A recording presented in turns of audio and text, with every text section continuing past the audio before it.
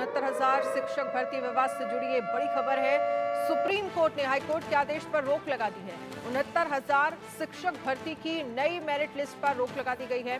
Supreme court ने Allahabad high court के आदेश पर रोक लगाई है। सामान्य वर्ग के चयनित अभ्यर्थियों की याचिका पर सुनवाई। हमने हाईकोर्ट का फैसला देखा है। सीजेआई सुप्रीम कोर्ट ने उत्तर प्रदेश सरकार से जवाब मांगा है। मामले में अब अगली सुनवाई 23 सितंबर को होगी। हाईकोर्ट ने नए सिरे से लिस्ट बनाने के आदेश दिए थे।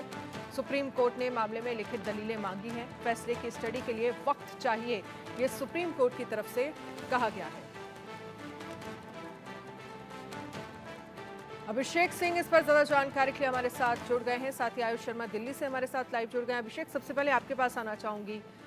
फिलहाल सुप्रीम कोर्ट ने उत्तर प्रदेश सरकार से जवाब मांगा है और इस जो नई मेरिट लिस्ट है उस पर रोक लगा दी गई है।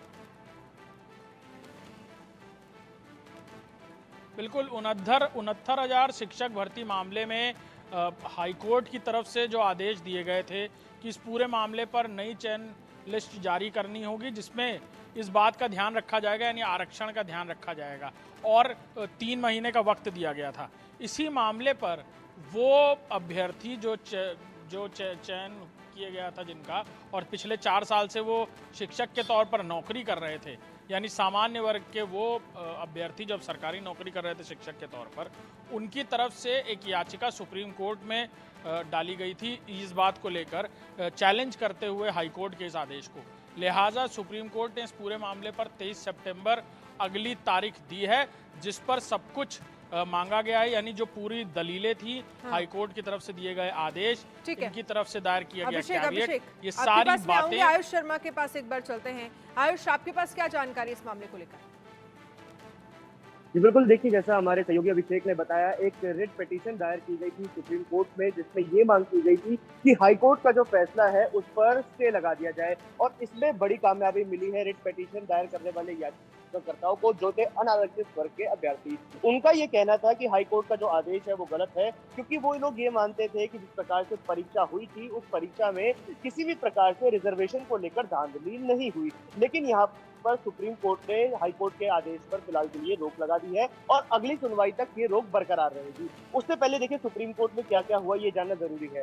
सुप्रीम कोर्ट ने सभी पक्षों को एक रिटन एप्लीकेशन लिखने के लिए कहा है, और ये रिटन एप्लीकेशन 7 पन्नों में लिखी जाएगी। 7 पन्नों तक की सीमा दी गई है। इसमें आप अपनी बात रख सकते हैं। अगर आपको इस फैसले से नाराजगी है तो क्यों नाराजगी है, फैसले का समर्थन करते हैं तो क्यों करते हैं। देखिए 69,000 शिक्षकों के पर जो असर पड़ेगा वो तो सीधा असर है, लेकिन इसके अलावा 19,000 ऐसे भी शिक्षक हैं जो पिछले 4 साल से नौकरी कर रहे हैं, और उन पर भी इस फैसले का सीधा सीधा असर पड़ रहा था। तो कई पक्ष इस मामले में आकर खड़े हो गए हैं। सबकी अपनी अपनी बात है, अपना अपना पहलू है। सब अपनी बात अब सुप्रीम कोर्ट में रखेंगे। 7 पन्नों की उनको रिटन एप्लीकेशन फाइल करनी है। अगली सुनवाई पर जो रिटन एप्लीकेशन फाइल हो चुकी होगी उस पर सुनवाई होगी, और उसके आधार पर सुप्रीम कोर्ट आगे की कार्रवाई करेगा। आगे क्या कुछ फैसला होने वाला है, क्या कुछ जानकारी सुप्रीम कोर्ट इस पर हासिल करेगी, क्योंकि जाहिर सी बात है अभी सुप्रीम कोर्ट को भी समय चाहिए। ये फ्रेश पिटीशन थी, फ्रेश मामला था जो आज चीफ जस्टिस की बेंच के सामने पेश किया गया था।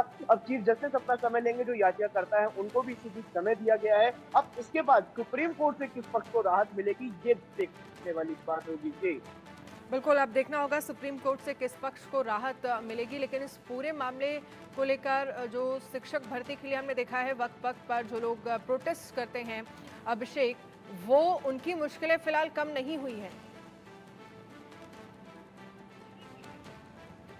बिल्कुल, उत्तर प्रदेश सरकार के सामने तो बड़ी मुसीबत आ गई थी जब 69,000 शिक्षक जिन्होंने पिटीशन हाईकोर्ट में डाली थी, हाईकोर्ट ने फैसला सुनाया था, वो एक तरफ धरने पर बैठ रहे थे, और दूसरी तरफ सामान्य वर्ग के वो अभ्यर्थी जिनका चयन हुआ था 2020 में और वो सरकारी टीचर के रूप में नौकरी कर रहे थे, वो भी धरने पर बैठ गए थे, ये कहते हुए कि उनका भविष्य का क्या होगा, उनके भविष्य पर तलवार लटक गई है। तो सीधे तौर पर सरकार के लिए बीच का रास्ता निकालना ज़रूरी था। एक बैठक भी हुई, मुख्यमंत्री योगी आदित्यनाथ ने शिक्षा विभाग के साथ ही साथ कानून या कहा जाए न्याय विभाग के जो आला अधिकारी थे उनको बुलाया, प्रमुख सचिव न्याय को बुलाया, कुछ एक्स रिटायर्ड जजेस को भी बुलाया गया सलाह के लिए एज एन एक्सपर्ट, और उनसे बातचीत की गई, और इंटरनली ये मैसेज दिया गया शिक्षकों को भी कि उनकी नौकरी पर आंच नहीं आएगी, कोई बीच का रास्ता निकाला जाएगा। लेकिन उनको अपने भविष्य की इस कदर डर था कि हाईकोर्ट का आदेश आएगा, उसके बाद सरकार को फैसला लेना ही होगा। लिहाजा वो सुप्रीम कोर्ट तक गए। सुप्रीम कोर्ट ने अब इस पूरे मामले पर 23 तारीख डेट दी है, जब दोनों पक्षों को अपनी तरफ से जो एविडेंसेस है वो रखने हैं। कोर्ट में जिरहा जो की गई वो सारी बातें रखनी होंगी, तो अब देखना होगा क्या होता है। लेकिन हाँ, ये ज़रूर है कि इस पूरे मामले में चाहे राजनीति तेज़ हुई हो उस दौरान, और अब बड़े पैमाने पर अभ्यर्थियों का भविष्य पूरी तरह इस पर टिका हुआ है कोर्ट के फैसले पर, लिहाजा सरकार के लिए भी उतना ही चैलेंजिंग है ये मामला। जी चलिए, शुक्रिया तमाम जानकारी के लिए अभिषेक।